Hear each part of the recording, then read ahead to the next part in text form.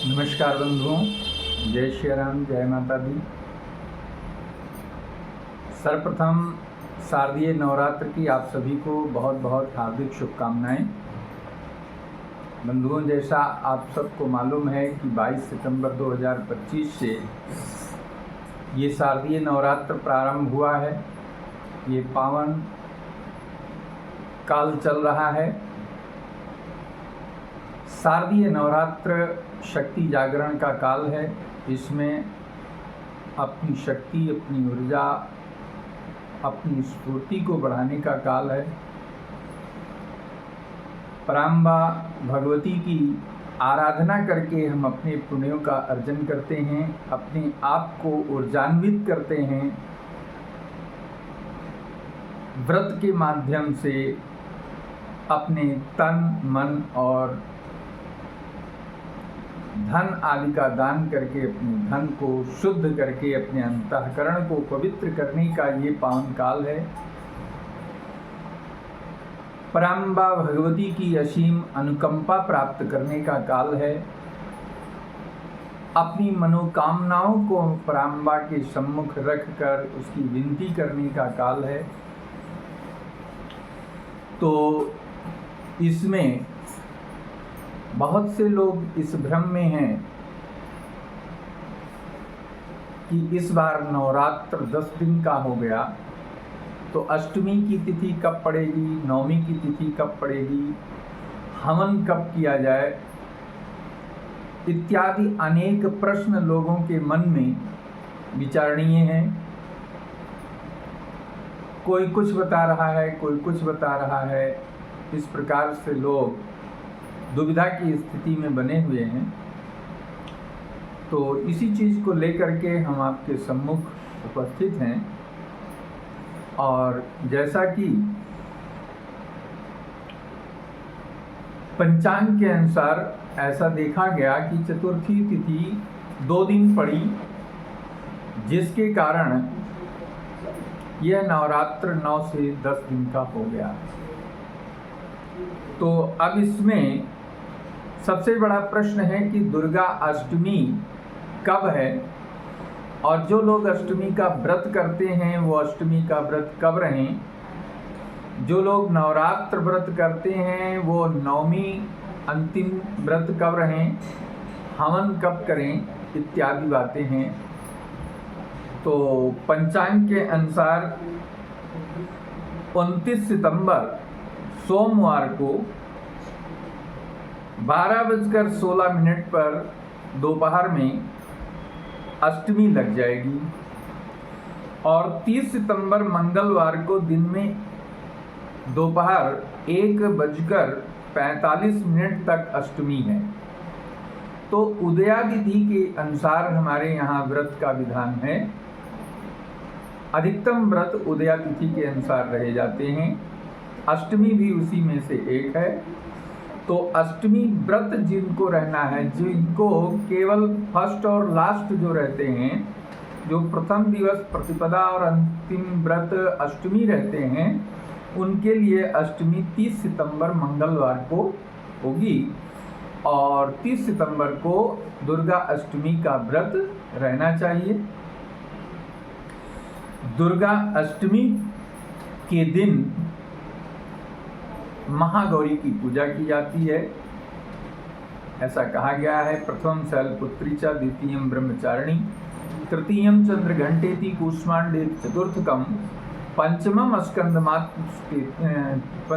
स्कंदमातेति, षष्ठम कात्यायनीति च, सप्तमम कालरात्रि च, महागौरीति चाष्टमम, नवमम सिद्धिदात्री च, नव दुर्गा प्रकीर्तिता।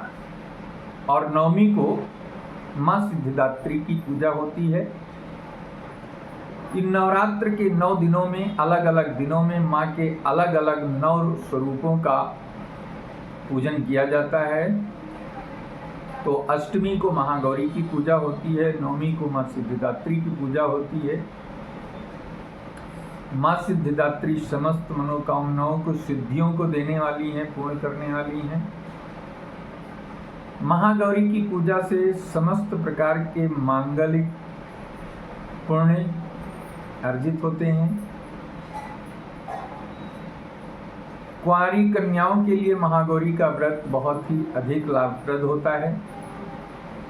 तो अष्टमी का व्रत जो है वो 30 सितंबर को करें और 1 अक्टूबर दिन बुधवार को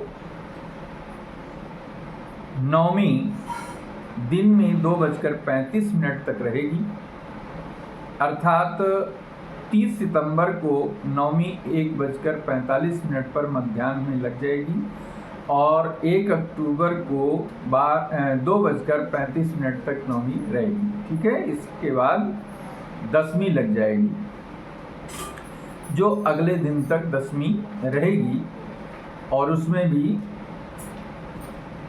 उदयातिथि के अनुसार जो दशमी विजयदशमी का त्यौहार है, जिसे हम दशहरा भी कहते हैं, तो दशहरे का त्यौहार ये 2 अक्टूबर को मनाया जाएगा।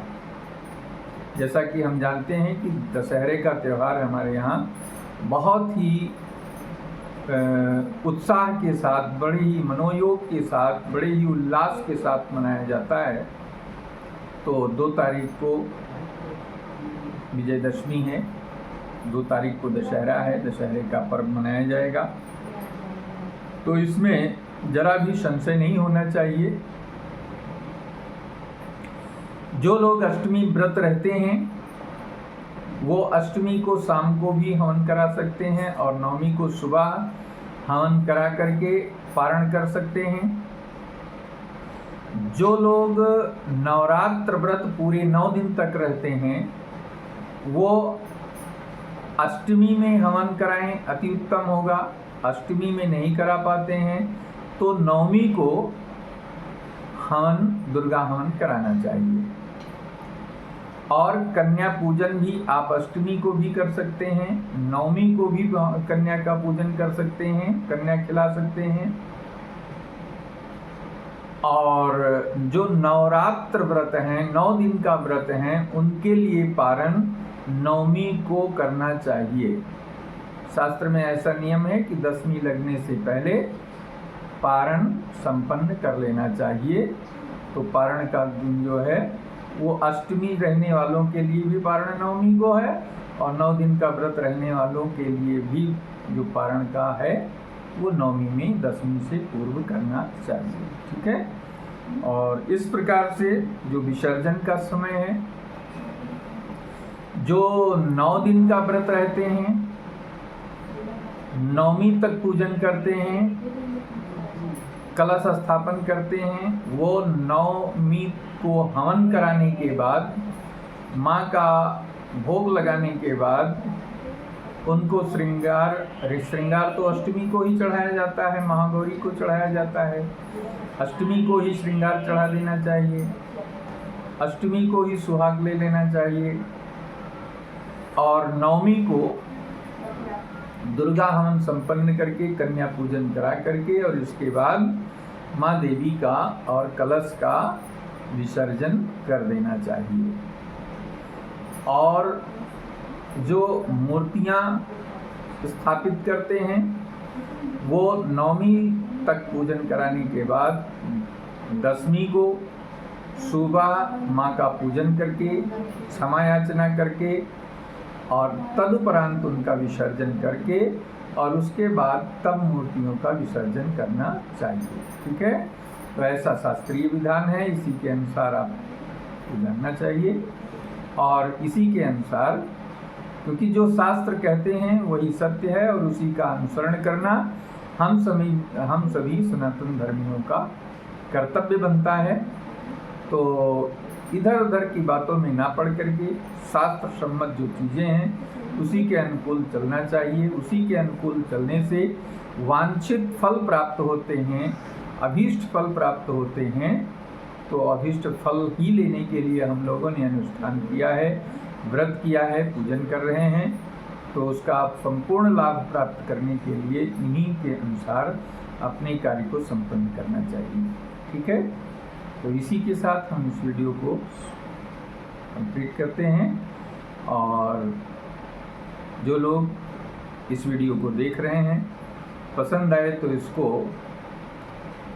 लाइक करें, अपने जानने वाले लोगों को भी इसको शेयर करें, जिससे उनको भी इस जानकारी का लाभ प्राप्त हो सके और वो भी मुहूर्त के अनुसार इन चीज़ों को कर सकें। ठीक है। हाँ, एक चीज़ थोड़ा सा और बताना है। राहु काल जो है ये ऐसा हमारे शास्त्रों में कहा गया है कि प्रतिदिन राहु काल कुछ 1.5 घंटे के लगभग समय का होता है। राहु काल जिसे हम राहु जो नवग्रह में से एक है और पापग्रह की श्रेणी में आता है, तो इसका एक निर्धारित काल होता है जो प्रत्येक दिन होता है एक निश्चित समय पे, जो अलग अलग स्थान पर सूर्योदय और सूर्यास्त के अनुसार अलग गणना की जाती है। किंतु एक जो आम धारणा है, उस आम धारणा के अनुसार जो राहु काल का समय जो अष्टमी का दिन है मंगलवार, उस दिन राहु काल 3 बजे से दोपहर के बाद अपराह्न में 3 बजे से 4:30 तक ये राहु काल रहेगा। और बुधवार को नवमी को दोपहर में 12 बजे से लेकर और 1:30 तक राहु काल रहेगा। तो यदि बच सकें तो इस बीच में पूजन प्रारंभ ना करें। ठीक है, या तो इससे पहले प्रारंभ कर दें और या इसके बाद प्रारंभ करें। और अलग अलग समय के अनुसार कहीं 2-4 मिनट का अंतर होता है, कहीं 1 मिनट का अंतर, कहीं 2 मिनट का अंतर, कहीं 2 मिनट पहले, कहीं 2 मिनट बाद। तो वो स्थानीय समय निकालने पर इसकी गणना अलग अलग, जैसे लखनऊ के लिए अलग है, बनारस के लिए अलग है, इलाहाबाद के लिए अलग है, मध्य प्रदेश दिल्ली के लिए अलग है, उड़ीसा और केरला के लिए अलग है। तो हर समय हर जगह के लिए अलग अलग काल समय है। तो इन चीज़ों से बचने के लिए जो ये समय दिया गया है, जैसे 3